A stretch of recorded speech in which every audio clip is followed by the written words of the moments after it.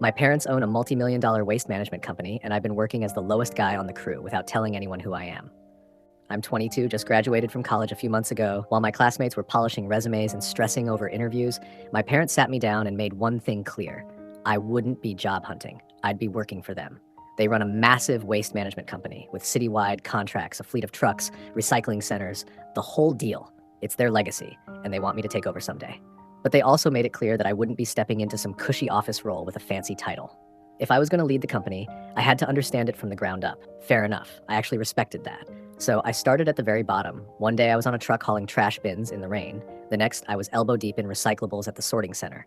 I never told anyone who I was. I wore the same uniform, followed the same schedule, and showed up like every other new guy. I wanted real experience, no special treatment, no shortcuts. At first it was fine, humbling, even. I started to respect the people who do this every day in ways I never could before. They're tough, they work hard, but after a while, the vibe started to shift. I was doing more and more of the grunt work while others kicked back. I was told to straighten out the bins, clean up after others, and constantly do the new guy stuff. I didn't complain. I kept my head down. I figured it was part of paying my dues. But then came the day that broke me. It was raining hard, and we were already short-staffed. I had barely slept the night before, showed up exhausted, and got drenched within the first hour.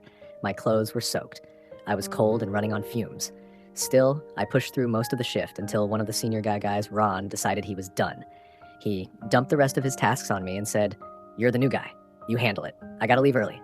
I snapped. Politely, but firmly, I told him no. I wasn't doing his work. I was done letting people pile on just because they outranked me. He stared at me like I'd grown a second head. Then, with a smirk, he said, "Careful. Management might not like it if I start talking about your attitude." I looked him dead in the eye and said, "Then let's go to management right now." He blinked, didn't say another word, just walked off. That was the first time I've ever stood up for myself like that at work. I didn't play the "I'm the owner's son" card. I still haven't. But I'm starting to realize being the boss's kid doesn't mean I have to accept being walked over just to prove I'm humble. I'm here to learn, not to be everyone's personal doormat.